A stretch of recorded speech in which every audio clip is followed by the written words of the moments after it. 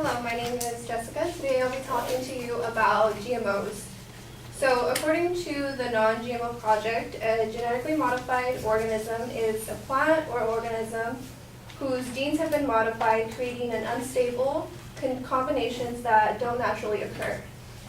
So the major claim I'm stating today is that GMOs have a negative effect on society. My first claim is that GMO use negatively affects the planet. So one way the planet is affected is through GMO pollution. And what this is when debris from genetically modified crops will get into non-GM crops, either by wind or from birds picking up. So this leads me to my next point, which is crossbreeding. So through genetic pollution, crossbreeding occurs.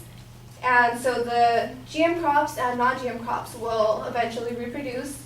And the problem with this is that it's leading to the extinction of natural predators in the ecosystem. So if this continues to happen, eventually certain predators will no longer exist. And another issue is that it creates a higher use for pesticides. So farmers spray their crops with these pesticides, and more pesticide use will lead to resistance. And the predators start to adapt and become resistant, which will lead farmers to use even stronger and more pesticides. So it's pretty much just an ongoing cycle that just continues.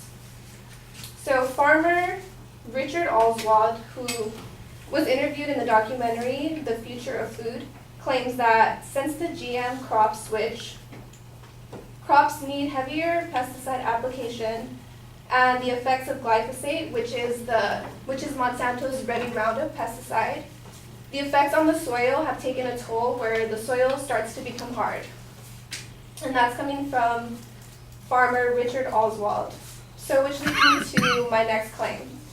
So farmers are negatively impacted by GMO use, and one reason is that they're being sued by corporations such as Monsanto, which is one of the world's largest seed and pesticide for agriculture corporations, and Monsanto basically bullies these small farmers into giving them fines for certain things, and they pretty much just want to take control over the entire food chain. So with this being said, they are suing farmers for what's known as GMO pollution, and basically what happens is farmers are unaware of this debris and this pollution, so it ends up getting into their crops, and they can't, without a license, farmers are not able to use their seeds. So they're being charged with fines, and they're basically being bullied by these corporations. And one farmer that this happened to was Percy Smizer. Allegations were made against him for the infringement of seeds. Monsanto ended up finding out about this, and the courts decided that he had to destroy all of his seeds. So after a decade in court, Monsanto ended up settling with him, and they paid for the contamination cleanup. So most farmers will usually not fight back at risk of losing their farms, but he decided to, and he actually won. So another loss for farmers is that the farmers cannot save their seeds. So most farmers will save their seeds year after year and replant, but with the use of GM seeds, they're not able to do that. So they end up having to purchase more every year, and this just makes Monsanto even more money. My last claim is that GMOs have low standards of regulation. So the FDA has what's known as substantial equivalence. So what this means is that if the food is considered to be equivalent enough to an already existing food that's considered safe, it can be treated in the same manner. So pretty much there doesn't really have to be any scientific research claiming a food to be safe, as long as it's considered substantially equivalent. So scientists Ho and Steinbrecher say that comparisons are designed to conceal significant changes resulting from genetic modifications. So like I said, the problem with this is that it allows foods to be released onto the market without scientific research proving that it's safe to consume. And my last point is that the US does not require labeling, so non-labeling is a big issue here. Other countries such as Europe require that GMO-containing foods be labeled. So therefore, consumers are misguided on what they're eating. So hopefully after this, you agree with me that GMOs negatively affect our society.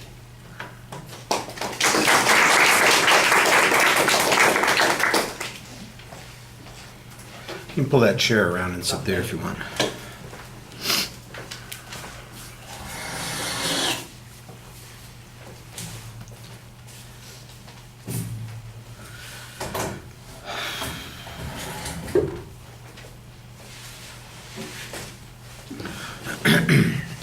All right, Jessica, the proposition is adequately identified. The contents of the speech are not previewed, so that makes it a little confusing later on because I heard 2 last points and like 5 middle points, and there was 1 signpost on the first point in the speech, so the substructure is hard to follow if you're listening casually. That's another problem with the structure in the body of the speech. Like I said, I think you signposted the first point, and then there's a whole long list of things that you start talking about, and I think there's a second point in there that I was able to pick out, but I'm not sure that it was very distinctively indicated to the rest of the audience, so you want to be more certain about assigning, let's say, a numerical signpost to it, and be consistent on the numerical signposting.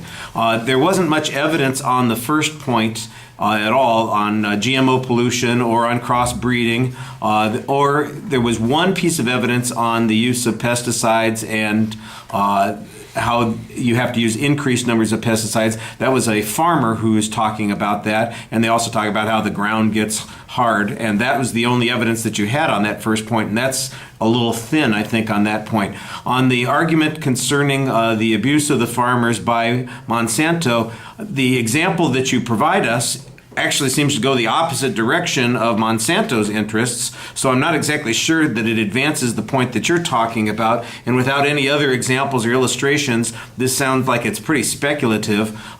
You talking about how they're being bullied, I would assume that there's some online website with 1,000 farmers who were bullied by Monsanto all squawking about it in public. There ought to be some research that supports this, and you ought to be able to point to it. Like I said, I think on the last point there were probably 2 or 3 secondary points in the last section that you were talking about, and that explains why it seemed like you had multiple points for your last point. You want to be a little bit more careful about that.